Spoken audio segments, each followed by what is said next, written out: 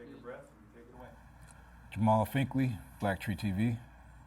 Frank, pleasure to be here, man. I've been amazed by all the stuff I've seen on this campus. I can't believe I'm in the Steve Jobs building with all the iPhones and Macs and everything else I bought. It's just, how did it feel for you, like the first day of work at Pixar? Man, I was, it's kind of it was surreal, but it was kind of like, okay, treat it like a normal day. But then since then, it'll hit every now and then as I'm driving in, like, because I saw the first Toy Story when I was 9, and I didn't know what it was at first, but then over time, you know, you get into college, and then now to kind of circle back and be a part of this film and like also other project, like previous sequel I was working on here, Incredibles 2, and it's kind of it's a surreal feeling. I think it still hits there. How excited are the family or friends or both that knew that you was gonna be an artist, that knew that this was good? How excited were they to see that now you're part of these projects and stuff like that? Are they saying, "I told you he was gonna do it," or that? I had this email from one of my teachers. He said, I remember him saying to me, like, around the time when I was about to graduate, I wasn't quite, the skills weren't quite there yet, but you know, he told me something that I always remember. He's like, he knew I wanted to be at Pixar one day, and he said I could see you on their payroll, and I've always remembered that. And he actually came to visit last year, and you know, just thinking about family and my mom, she's been a huge supporter, and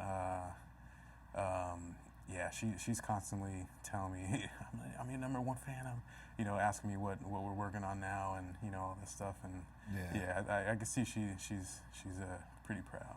What's the first things you were starting to put on the canvas or paper? Like, what type of things was it something in common you were drawing, like cars or stuff like this when you first started drawing, or like what? Do you remember that? Or yeah, I would draw the Looney Tunes. That was like, or actually it was pretty much everything I was watching. But I remember I would draw them a lot because I would watch that the most, and I would I don't know if you remember Crisscross. Yeah. So I would draw them with pants on, and I would always draw them backwards. I'd put the pants on backwards, and I think that was one of the things that was consistent. Some of these characters I would draw, I would put regular clothes on them, and during that period, the Crisscross period, I'd flip them around, but yeah, it was everything, like Looney Tunes,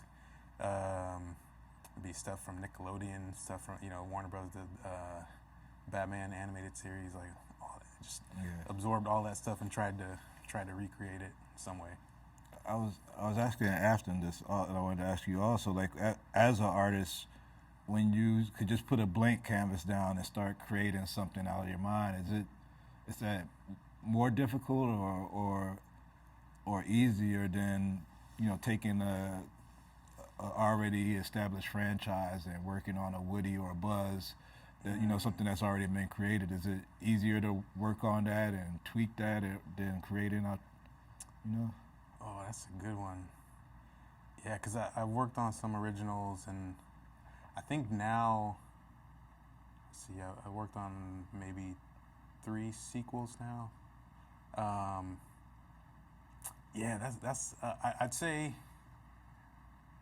I mean, for me, as far as like interest level, I think the original stuff is I think that has more of an interest for me, and I think it may be a little easier because I don't feel some of that pressure of trying to live up to what's already been done with the other characters. But I think that's also a fun challenge to take what's been done and then try to build on that and maybe introduce some new things that weren't done before. So I think there's challenges on both sides, but I think there's more of it for me on the already established stuff. No, Lightyear. Hey, up here, Astro Boy. If you think you can just show up and take our top prize spot, you're wrong. Dead wrong. You don't understand. I'm trying to Cheat get... the system and get with a kid? Yeah, we know. No, I need... A child to shower you with unconditional love? Join the club, pal. Yeah, join the club. Come on, help me get out of here. I'll help you. With my foot. Get him. Oh, get him. Bunny, what are you doing? I can't reach him. Help me out here. Come on. Oh, sorry, Ducky. I'm not a mind reader, you know. What's not to understand? You gonna make me say it? What? With these tiny legs, I cannot reach without your help. All right? Okay? This is what I've been talking about, Bunny. You need to work on paying attention and your listening skills. Ha! How you like that, cheater? Huh? Wow! Yeah! oh, to infinity and my foot! Boom! When you look around this community as far as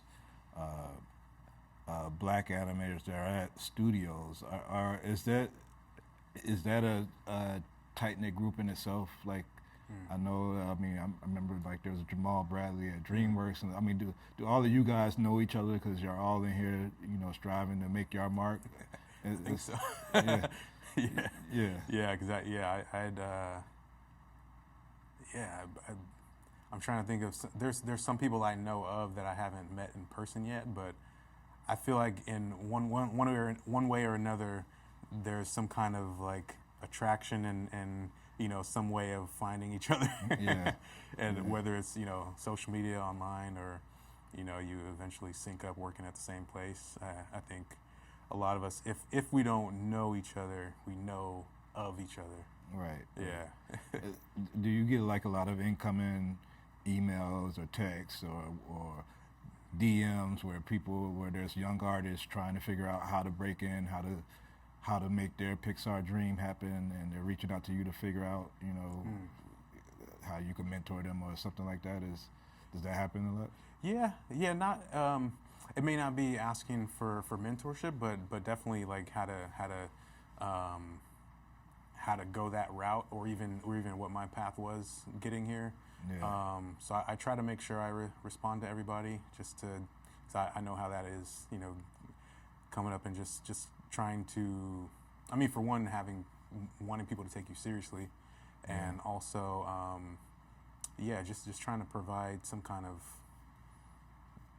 something to help people along the way. And I always, in each of those emails, I always kind of circle back to just creating from yourself, because I think there's a feeling overall of comparison and wondering, how this person got there, or this person, and what am I not doing right, or what can I do that's similar to that. And I think ultimately the conversations always boil down to putting yourself into your work and making sure that you're telling these studios who you are, and what unique perspective you can bring to the studio.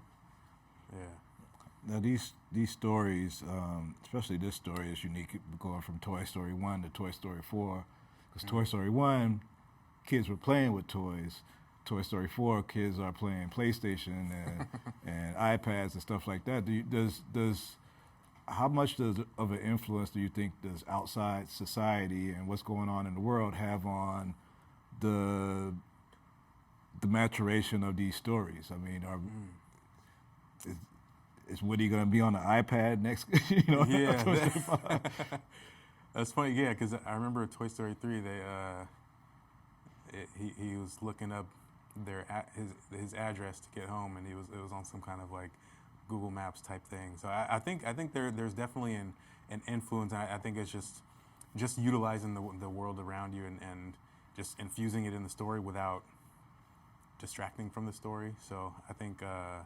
And also, for any film that starts in one place and then years later have a sequel, I think just using those things to your advantage of either creating more obstacles or just appealing to the audience of that time, while still having something for the people that were around for the original.